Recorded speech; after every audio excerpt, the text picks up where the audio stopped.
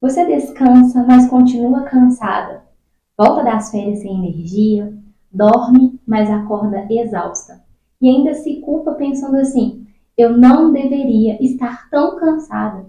Talvez você esteja vivendo um tipo de cansaço que não vai melhorar com o sono.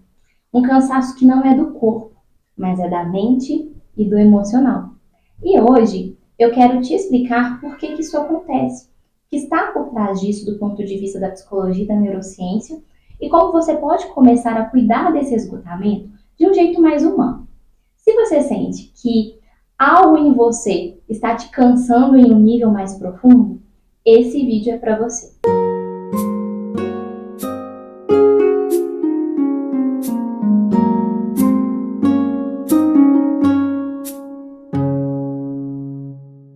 Olá, aqui é a psicóloga Isabela Caroline e é um prazer ter você por aqui neste canal. Se você é nova por aqui, não deixe de se inscrever e ativar o sininho das notificações para você nos ajudar a crescer por aqui. Nem todo cansaço é físico, alguns são emocionais e ignorar isso só aprofunda a sua exaustão. Muitas pessoas chegam aqui na clínica dizendo o seguinte: eu não tenho motivo para estar tão cansada. A minha vida está tão tranquila, não está acontecendo nada, está tudo tão normal, mas eu me sinto exausta. Nós vivemos hoje em uma cultura que associa o cansaço apenas ao excesso de tarefas. Mas existe um tipo de cansaço que não vem do fazer, ele vem do sentir, do aguentar, do se adaptar o tempo todo. E esse cansaço não se resolve somente com férias. Existe uma ideia muito difundida de que, se eu dormir bem, eu vou acordar renovada. Se eu tirar férias e me distrair um pouco, eu vou ficar mais tranquila.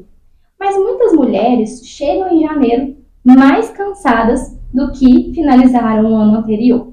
E isso gera muita confusão, frustração e culpa. Porque ninguém te ensinou que o descanso físico não repara sozinho o desgaste emocional acumulado ao longo do tempo. Do ponto de vista da neurociência, o cansaço emocional ele está ligado a uma ativação prolongada do nosso sistema de estresse. Quando vivemos por muito tempo em situações como hipervigilância, ansiedade constante, tentativa de dar conta de tudo, emoções que não são expressas diante das situações, o nosso eixo HPA, que é o hipotálamo, a hipófise e a adrenal, ele é responsável, de forma mais resumida, pela liberação do nosso cortisol, que vai permanecer ativado no nosso corpo.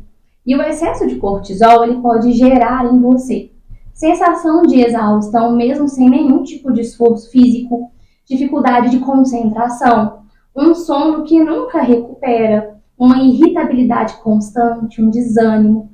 O corpo ele até para, mas o cérebro ele não desliga. No livro A Sociedade do Cansaço, tem algo muito importante que diz lá, que é o seguinte: o sujeito contemporâneo explora a si mesmo, acreditando que está se realizando.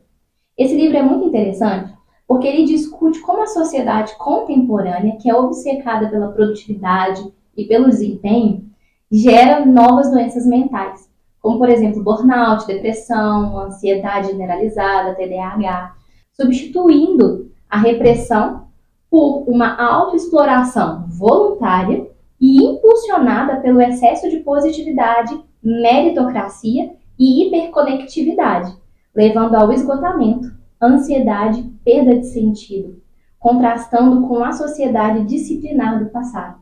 E como o excesso de estímulos, de exigências e possibilidades pode gerar um esgotamento e cansaço profundos, sem limites, levando aos infartos psíquicos. O que é isso, né? São os transtornos mais presentes na nossa geração.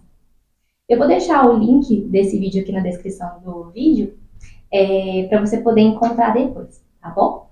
Então, dando continuidade, muitas mulheres não estão cansadas porque fazem demais.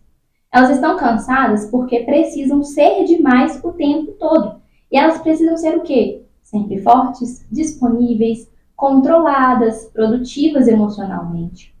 Carl Rogers, que é um psicólogo que eu gosto muito, muito importante para a psicologia humanista, ele vai repartir com a gente que esse cansaço Ele vai nascer quando a pessoa vive desconectada das suas próprias necessidades, tentando atender expectativas externas. O sofrimento vai surgir quando existe uma distância entre quem eu sou e quem eu sinto que preciso ser para ser aceita.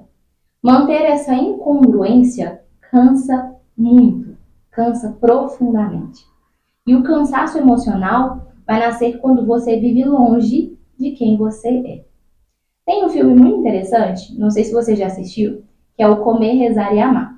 Nesse filme, a personagem ela está de férias, viajando, se alimentando bem, fazendo muitas coisas diferentes. Mas emocionalmente, ela se sente vazia e confusa, porque não é o lugar que vai curar ou preencher esse vazio interno. Às vezes, muitas mulheres vivem assim, mudam o cenário, mas não mudam a relação consigo mesmas. Mudar somente o cenário, o ambiente em que você vive, não vai resolver o conflito que está aqui dentro. Talvez esse vídeo seja para você se tudo te irrita facilmente, você sente que precisa sumir, né? Você descansa, mas não se sente restaurado.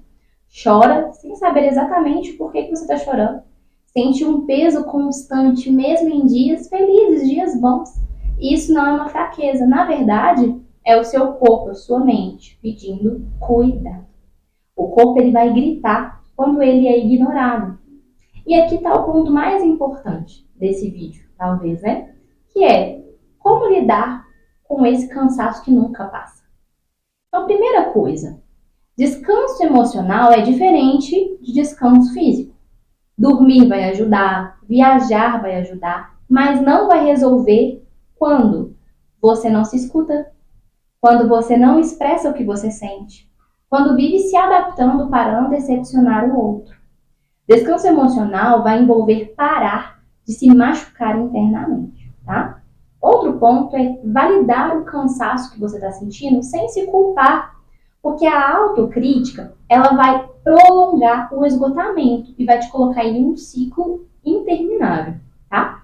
Segundo alguns estudos sobre autocompaixão, pessoas que validam a sua dor, elas se recuperam mais rápido de traumas, elas regulam melhor as suas emoções, elas têm mais energia para agir. Então, talvez, troque essas frases. Olha, eu deveria aguentar para algo assim. Algo em mim está pedindo cuidado. Outro ponto, é importante você nomear o que está pesado, né? A neurociência mostra que nomear emoções reduz a ativação da amígdala cerebral, levando a uma diminuição significativa da ansiedade e do medo excessivo. Então, não é só cansaço, pode ser uma sobrecarga emocional, uma tristeza acumulada, um medo constante, uma sensação de não pertencimento. Então, nomear o que você está sentindo te organiza. Quando você silencia aquilo que você está sentindo, você adoece. Um outro ponto é rever limites invisíveis. Muitos se cansam não pelo excesso de tarefas, mas pela falta de limites emocionais. Dizer sim quando queria dizer não. Engolir incômodos, se responsabilizar por tudo. Isso consome a sua energia. O limite não afasta pessoas saudáveis. Limite preserva você. Por fim, mas não menos importante, a psicoterapia, né, como um espaço de descanso interno. A psicoterapia é um lugar onde você não precisa se explicar o tempo todo, não precisa ser forte o tempo todo, não precisa dar conta de tudo. É um espaço onde o corpo aprende aos poucos que é seguro poder relaxar. E isso, muitas vezes, é o descanso mais profundo que alguém pode ter. Talvez o seu corpo não esteja pedindo férias, talvez esteja pedindo compreensão, limite e cuidado emocional. Se esse conteúdo fez sentido, fique por aqui. Este canal é um espaço de escuta, reflexão e cuidado emocional. Até o próximo vídeo. Tchau!